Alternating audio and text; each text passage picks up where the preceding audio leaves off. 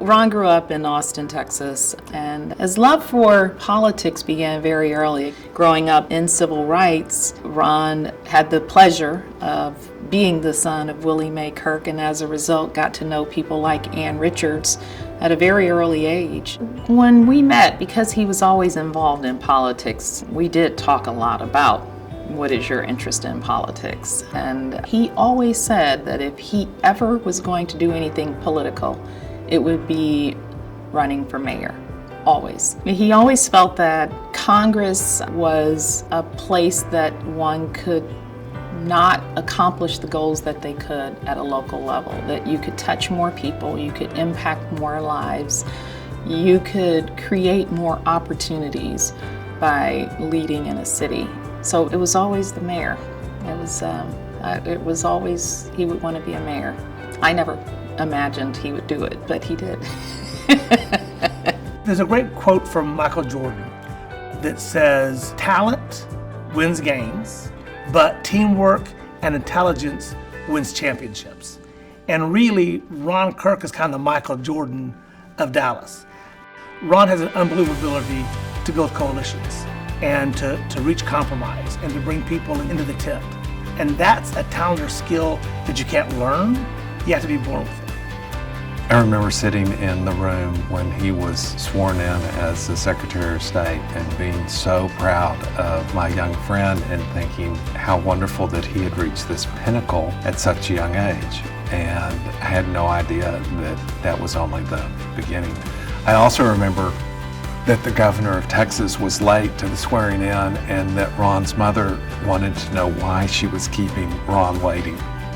When Ron ran for mayor, Dallas had just about perfected the art of saying no. And when he won 62% of the vote over two well-known, well-financed, capable candidates, I think it really marked a change. It's really amazing that a number of people won't know that it was Ron Kirk who got that ball rolling. Dallas is this all-American city, but Dallas had had a kind of milquetoast history of white men, white men, white men, white men. And now Ron Kirk has been a difference maker. He opened the doors for so many others to feel like Dallas could be a place for me. I think there are three major legacies of Ron. First, of course, is American Airlines Center, and you know, we jokingly call it the arena that Ron built. The second legacy or major project was the Nasher. And once again, people don't remember that other cities around the country made a pitch for that. It was not a foregone conclusion that it would be in Dallas, much less downtown. And the third thing was the Arts District itself. He came in at just the right time and looked at all the pieces and saw what they meant together. Not to say there weren't lots of bricks laid before he got there, but he kept at it and he convinced others it was something they should be doing and supporting. Who are we talking about again? Ron who? That's the guy that was the mayor back in the 90s, right? That early focus, that early commitment when he was mayor that has continued throughout these years, for him to lend his voice to this latest effort, knowing that this is a major investment in downtown through Proposition A that can bring new life into the city in a new sort of way. But I think it is a great bookend from Ron's passion 20-something years ago to his continued involvement and passion to bring in new life downtown. I think one reason why Ron has continued to be an advocate and passionate about downtown is for most of his career he's worked downtown.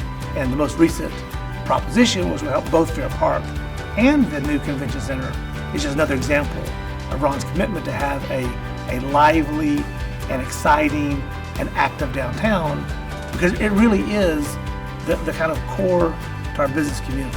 Ron's touch and impact is in a lot of places that you would not imagine. Ron reached out to Howard Hallam to be the first chairperson of the AT&T Performing Arts Center when we were building out the Arts District. Ron was involved in the American Airlines arena within Trinity Forest. Ron was involved in helping to think through West Village, how we were thinking about Fair Park. The Women's Museum occurred while he was mayor. I think he's touched a lot of projects, a lot of parks in the community as well during his time as mayor. And again, it's planting the seeds so that a lot of the things that he was involved in, we're just starting to see some of those things come to fruition. When you have a vision for something that can be long and broad, I think that it's his gift that he has. When he was running for the U.S. Senate, he went up to Chicago for a fundraiser.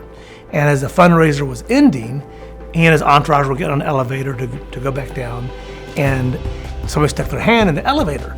The doors opened back up, and a kind of lean African-American gentleman got on the elevator and introduced himself and said, "I'm thinking about running for the U.S. Senate here in Illinois, and I'd like to talk to you about your experience and get some tips and pointers." And so after they got through talking, Ron said, "Well, my only real advice to you is to change your name." And of course, that person was Barack Obama. But that is a perfect example of Ron's ability to make ties and connections, because out of that relationship, he and Barack became friends. And of course, when President Obama was looking for somebody to serve in his cabinet, Ambassador Kirk was selected. He was a good one to speak for us, and he represented all Texas was. Friendly, outgoing, larger than life, and at the same time industrious and hardworking and believe we can do anything. He changed the way that Dallas is perceived, and that perception has persisted. And that benefits downtown Dallas and benefits the entire city. And then he went on, of course, to serve in the president's cabinet, where people across all the country, I dare say across all the world, became acquainted with Ron. And he's a credit to Dallas, and that reflected well and has drawn more attention. He was the first black man to be Texas Secretary of State. He was the first black mayor of Dallas. He was the first black person to be U.S. Trade Representative. And Ron always said, "It's okay to be first, but I need to do such a good job that I'm not the last." Did I ever think that he would be who he is now when I met him when he was 18? No. I didn't know what he was going to be. I knew he was going to be something. But an ambassador, and I'm always respectful of what he's earned.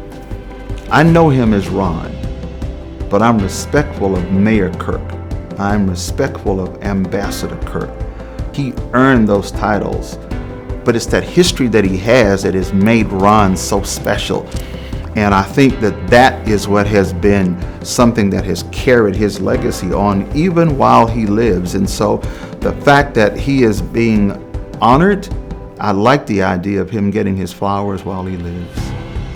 I think Ron will be in his rocking chair still trying to figure out how to call somebody to make a transaction happen, or to get somebody to move their corporate headquarters to Dallas. I don't think it's ever going to stop. So I think Dallas is stuck with Ron Kirk. My mother and father always reminded us, you're as good as anybody else. This is a fight that we've all fought for you to have this opportunity.